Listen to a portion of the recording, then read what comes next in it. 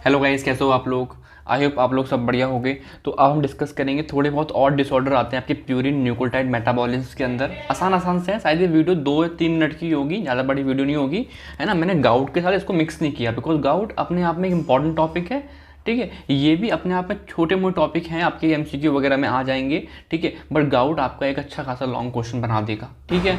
आपका पूरा पूछ लेंगे, आपका प्यूरिन सिंथेसिस वगैरह पूछ लेंगे और गाउट क्लिनिकल डाल के पूछ लेंगे अच्छे तरीके से, ठीक है।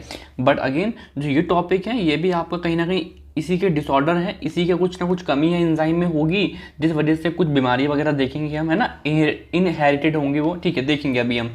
तो ज़्यादा बड़ी वीडियो नहीं, 2 मिनट की होगी और शायद आज ही एक वीडियो और आएगी जिसमें हम पेरीमेडिन की बात करेंगे। मैं इस वीडियो में कंटिन्यू नहीं कर सकता बिकॉज थोड़ा सेपरेट टॉपिक है ये, ठीक है। ये प्यूरिन की बीमारियां हैं और फिर हम स्टार्ट करें पेरीमेडिन। देखो पूरे नोट बन चुके हैं इसके, जस्ट मुझे रिकॉर्ड करना है लेक्चर, ठीक है। तो शायद आज या फिर कल तक वीडियो तो आनी ही आनी है, ठीक है। चलो तो मैं बात करता हूँ यहाँ पे क्या severe combined immuno deficiency disorder में है क्या, स्किड्स बोलते हैं, ठीक है, स्किड बोलते हैं इसको। इसमें होगा क्या, मैं इम्यूनो डिफिशियंसी यानी कहीं ना कहीं इम्यून सिस्टम सप्रेस होगा। हाँ बिल्कुल सप्रेस होगा। क्या होगा पहले समझते हैं।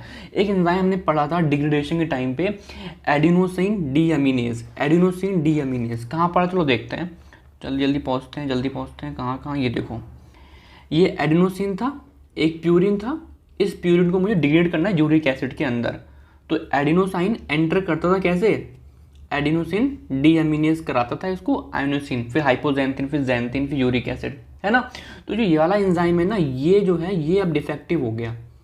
जेनेटिकली होता है ये, है ना। ये इनहेरिटेड होता है, ऑटोसोमल रेसेसिव है, ठीक है। मतलब दोनों पेरेंट्स कैरियर होंगे तभी बच्चे में आएगा, ठीक है। मतलब दोनों पेरेंट्स से जब आएगा, ठीक है, ऑटोसोमल रेसेसिव। चलो अब मैं क्या बोल रहा हूँ, ये एंजाइम में कमी हो गई है। तो अब सोचो ये एंजाइम नहीं है, ये एंजाइम नहीं है तो यूरिक एसिड ज़्यादा बनेगा कम बनेगा, आप बोलोगे कम बनेगा बिकॉज ये इसमें कन्वर्ट हो ही नहीं पा रहा है, तो ये चीज़ कम बनेगी। तो ये हाइपोयूरिसीमिया है ना, यहाँ पे अब लिखा भी होगा शायद मैंने थोड़ा सा, एक सेकेंड, ये देखो, इसमें यूरिक एसिड का लेवल कम हो जाता है, ठीक है। क्या डिफिशियंसी है, एडिनोसाइन डीअमीनेज की कमी से जो होता क्या है, इनहेरिटेड है, ऑटोसोमल रेसेसिव।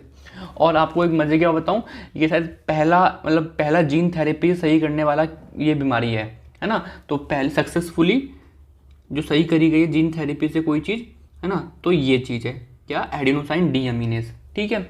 अब इसमें होता क्या है, इसमें ये देखो, ये दिख रहा है आपको, एडिनोसाइन से आइनोसिन जब बनता है तो उसमें एंजाइम आता है ये वाला, है ना। फिर हम फर्दर स्टेप देखेंगे, वो यूरिक एसिड बनाता था बट ये एंजाइम खराब हो गया, ठीक है। तो यूरिक एसिड कम बन पाएगा, हाइपोयूरिसीमिया, ठीक है।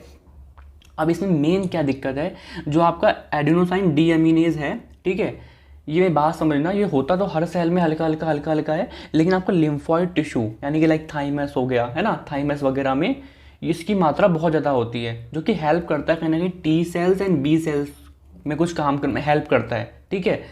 तो आप समझते हो टी लिम्फोसाइट बी लिम्फोसाइट पढ़ा होगा ना इम्यूनिटी में, वो दोनों डिफेक्टिव हो जाएंगे। क्यों, क्योंकि ये एंजाइम नहीं है, ये कहीं ना कहीं इसको बनाने में हेल्पफुल होगा कहीं ना कहीं, बट ये एंजाइम नहीं होता है। तो टी एंड बी सेल दोनों के दोनों डिफेक्टिव हो जाते हैं, ठीक है। आपको सोचो एडिनोसाइन आइनोसिन में कन्वर्ट नहीं हो पाएगा, तो ये किस में कन्वर्ट हो जाएगा, DATP, मतलब कि डीऑक्सी एडिनोसिन ट्राई, है ना, इस तरीके से फॉस्फेट में कन्वर्ट हो जाएगा, उसकी मात्रा बढ़ेगी। बट सब कुछ छोड़ो, बस कहने वाली बात इतनी सी है, एडिनोसाइन डीअमीनेज की कमी से आपके B cell and T cell दोनों ही क्या हो जाएंगे, डिफेक्टिव हो जाएंगे, दोनों ही डिफेक्टिव हो जाएंगे, ठीक है।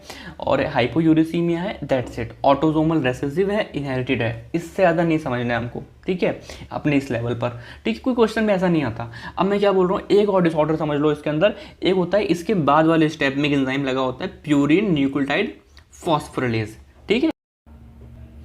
पता नहीं वीडियो पॉज हो गई थोड़ी सी, ठीक है। चलो कहाँ पे थे हम लोग, तो आपका ये वाला होता है प्यूरिन न्यूक्लियोसाइड फॉस्फोरिलेज, ठीक है। मैंने पूरा पढ़ा दिया बट पता नहीं वीडियो पॉज हो गई तो मैंने बाद में नोटिस किया, ठीक है। तो मैं क्या बोल रहा हूँ आप लोगों से, ये वाला एंजाइम जब डिफेक्ट होगा ना, तो इसके अंदर सिर्फ और सिर्फ कैसे डिफेक्ट होता है, कोई म्यूटेशन हो गई, ठीक है, कोई म्यूटेशन हो गई, ठीक है, जिस वजह से ये एंजाइम डिफेक्ट हो गया। एंजाइम क्या है यार, एंजाइम कहीं ना कहीं बनता तो कहीं ना कहीं जीन से ही होगा ना, जीन के लेवल पर। ये भी क्या है, जीन के लेवल पर ही तो है सब कुछ, कि जीन के लेवल पर डिफेक्ट हो गया, ठीक है, म्यूटेशन हो गई। तो उसमें क्या होगा, इस वाले केस में सिर्फ क्या होगा, आपके टी सेल अफेक्टेड होंगे, टी सेल में डिफेक्ट होगा, बी सेल आपके नॉर्मल रहेंगे, टी सेल आपका इफेक्टेड और डिफेक्ट होगा, उसका लेवल बहुत नीचे गिर जाएगा एकदम से, ठीक है। तो आपको ज़्यादा कुछ जानना नहीं है, मैंने हाँ यही होगा। सिम्टम क्या होंगे यार इसके, इन सब के, आप खुद सोचो यार, आपका इम्यूनो डिफिशियंसी है तो आप क्या क्या सोच सकते हो, रिकरेंट इन्फेक्शंस है ना, ये सब दिखेगा आपको। न्यूरोलॉजिकल सिम्टम्स क्यों, क्योंकि आपको देखोगे DATP की वैल्यू, DGDP की वैल्यू बढ़ रही होगी कहीं ना कहीं, है ना। तो जब न्यूक्लियोटाइड का लेवल बढ़ रहा है तो न्यूरोलॉजिकल सिम्टम्स वगैरह हमें देखने को मिलेंगे, ऑटो इम्यून डिसऑर्डर वगैरह भी देखने को मिल सकते हैं इस वजह से, ठीक है। But again by the way ये इतना इंपॉर्टेंट टॉपिक नहीं था, बट आपको जस्ट MCQs बनाने हैं, थोड़ा अच्छा पढ़ना है, एग्जाम पॉइंट ऑफ व्यू ठीक है, बट अगेन थोड़ा बहुत तो आना चाहिए ना, तो ये हमने समझ लिया, ठीक है। तो एडेनोसाइन डीअमीनेज और आपका एक ये हो गया, और आपका प्यूरिन न्यूक्लियोटाइड फॉस्फोराइलेज, यहाँ पे आपका दोनों होंगे, B and T दोनों, और यहाँ पे T सेल डिफेक्टिव होंगे, ठीक है। समझ में आ रहा है क्या। तो दैट्स इट, आई थिंक इतना ही पढ़ाया था रिकॉर्डेड वाले में, पता नहीं, ठीक है इतना ही होगा, इससे ज़्यादा है भी नहीं, ठीक है। चलिए थैंक यू बाय। और हाँ यार रखना, यहाँ दोनों हाइपोयूरिसीमिया है, ठीक है। चलिए थैंक यू बाय।